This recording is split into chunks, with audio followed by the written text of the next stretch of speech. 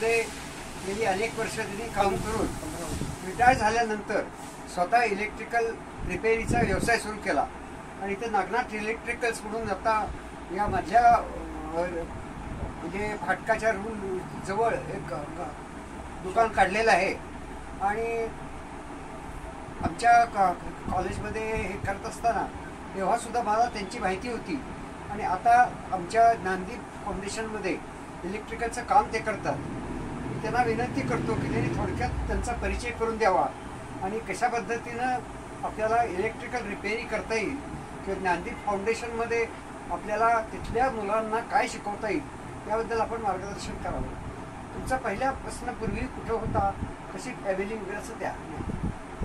मी लक्ष्मीकांत भालचंद्र कुलकर्णी. तिकडे बघायचं. माझं नाव लक्ष्मीकांत भालचंद्र कुलकर्णी. मी हेम इलेक्ट्रॉनिक्समध्ये आता 15-1 वर्ष सर्व्हिस केली. त्याच्यानंतर सर्व्हिस सोडून मी माझा स्वतःच व्यवसाय चालू केला. माझं छोटंसं पहिलं खोकं होतं. एकाची 2 खोकी केली. 2 खोक्यातून परत मी माझ्या याच्यात आलो, आणखीन दुकान गाळ्यात आलो. याच गाळ्यामध्ये माझे 1-2-3 फ्लॅट आहेत माझ्या इथं. आणखीन मी इथं माझं इलेक्ट्रिकलचं वर्कशॉप असं माझं चालू केलं. माझ्या इथं संपूर्ण थोडी विक्री, आणखीन रिपेअरिंगचं काम मी सगळं इलेक्ट्रॉनिक्स, इलेक्ट्रिकल, मेकॅनिकल मी सगळी कामं करतो. आणि हेम इलेक्ट्रॉनिक्समध्ये आपण काय करतो?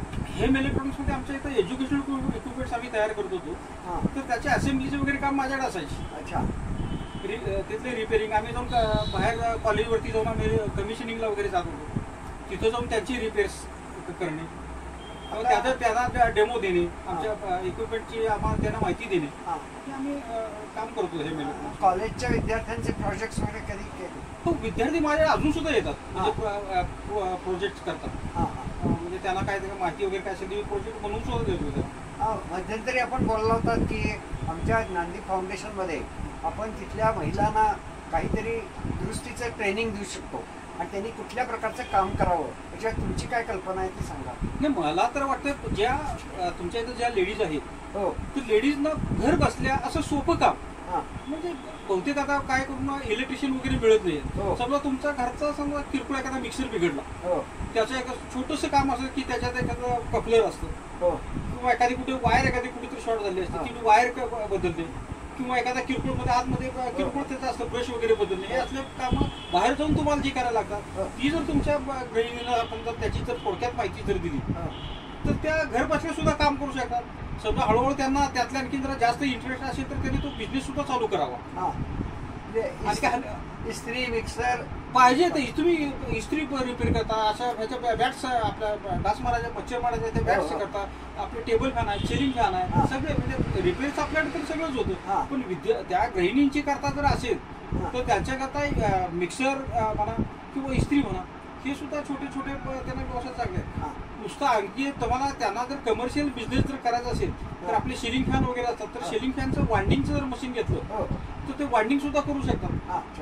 एका एक वाइंडिंग मशीन जर आपण जर केलं तर बाहेरून तरी सगळं मटेरियल जर दिलं तर साधारण एक 50 रुपये आपल्याला त्याचं मजुरी मिळते आणि साधारण एक अर्ध्या तासात एक सगळा कम्प्लीट काम तयार होतं. अच्छा.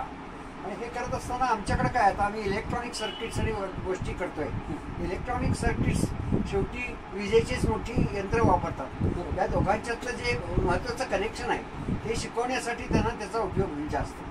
कारण मोठी इलेक्ट्रिकल जी मशिनरी असते, अगदी कार सुद्धा म्हणा, या सगळ्यांचं पहिलं चलन असतं ते इलेक्ट्रॉनिक बाक्या डिव्हाइसने होतं. इलेक्ट्रॉनिक डिव्हाइस या सेफ म्हणून आम्ही त्यांना देतो करायला, पण त्याचं कनेक्शन कसं करायचं, ट्रान्सफॉर्मर कसे लावायचे हे त्यांना शिकवता आलं. शिकवते त्याला काय, त्यात कसं असतं, तो डीसी सप्लाय वगैरे असतो, AC टू DC केला असतो किंवा DC टू AC केला असतो, कन्वर्ट केला असतो, तर त्याची काय सर तुम्हाला काय मी माहिती देऊ शकेल तसं काय नाही. पण जनरली पण ते आपल्या ह्याच्यात फार तसं काम कितपत येतं हे बघायला पाहिजे. आपल्या शेवटी काय माहिती का, शेवटी हे सगळं जर करायचं तर आपल्या पोटा पाण्याकरता आपण सगळं करत असतो, तर पोटा पाण्याला पूरक असा व्यवसाय आपल्याला असायला पाहिजे.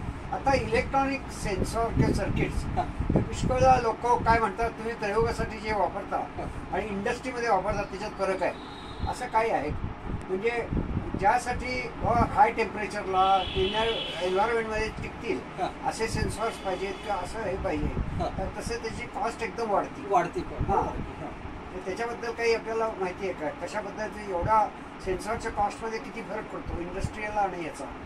नाही अगदी बराच फरक पडतो ना, कारण त्याच्या त्या पद्धतीने त्याचं त्या सेन्सॉर जरी असला तर त्याप्रमाणे त्यांनी ती पॅकिंग वगैरे त्याचं जे पॅकिंग मटेरियल जे असतं त्याप्रमाणे त्यांनी केलेलं असतं किंवा ह्याची जी कॉस्टिंग असते ते याच्यावरतीच अवलंबून असतं, त्याच्यावरतीच ते अवलंबून असतं ना कॉस्टिंग आहे. अच्छा, कसं आता परदेशातले बहुतेक सगळे सेन्सॉर वापरले जातात. आपल्याकडे इंडियामध्ये सेन्सॉर वापरणारे फार लोक कमी आहेत आणि जे आहेत ते सगळे म्हणजे थोडक्यात DIY सारखे छोटे प्रोजेक्ट्स केले जातात. पण मोठ्या ह्याच्यामध्ये जे वापरले जातात बहुतेक सगळे परदेशीच कंपन्यांचं. आणि पण ते काय माहिती की तुम्हाला सांगतो त्याचं रिपेरेबल काम इथं होत नाही. आता चायनाचं मटेरियल वगैरे आलं तर आपण चायनाचं काहीच आपण, कारण त्याचे स्पेअर पार्ट पण आता मिळायचे बंद झाले चायनाची. त्यामुळे त्यांचं ते काही यूज अँड थ्रूच आहे. अच्छा, आता हे जे सेन्सॉर आहेत हे सेन्सॉर सुद्धा कसे बारीक बारीक काहीतरी कॉम्पोनंटने केलेले असतात.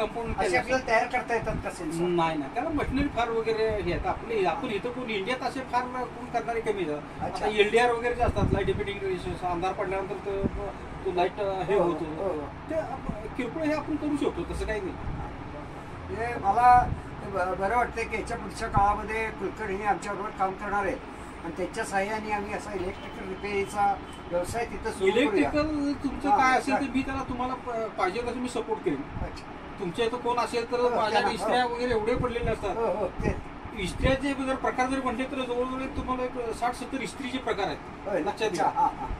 फॅन जर घेतले तर फॅनचे जवळ 15-20 असे मॉडेल्स असे प्रकार आहेत त्यातले. तुम्ही ते निदान दाखवायसाठी मिक्सर जर घेतले तर मिक्सर मध्ये सुद्धा एवढे भरपूर प्रकार आहेत. अच्छा, आता काय लोकांचं कसं होतं, आता मिक्सरच्या बॉड्या वगैरे खराब झाल्या, मिक्सरची बॉडी बाहेर 200-300 रुपये मिळते, आहे तेच काढायचं त्याचं युनिट त्यात बसवायचं 100 रुपये मिळतात.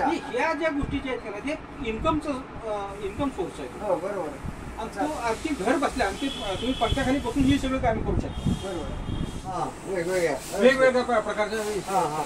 साधे आपले जर घेतलं तर साधारण 30 रुपयाला एक कॉईल बसते, बसवायला 30 रुपये, 60 रुपये. कुणाला सांगा कोण डोळे दाखवून देतं, आणखी किती 5 मिनिटात 30 रुपये मिळून जातात. मला काय म्हणायचं, ज्या विद्यार्थ्यांनी किंवा घरी बसल्या ज्या लेडीज असतात असलं जर त्यांना जर शिकवलं ते तर आम्हाला माहिती नसतं म्हणून म्हटलं हे करता येईल. तुम्ही एक बारकं देणार होता बादली ते बादली असं हे करता येईल, पंप करता येईल तो आपला हे जो आहे तो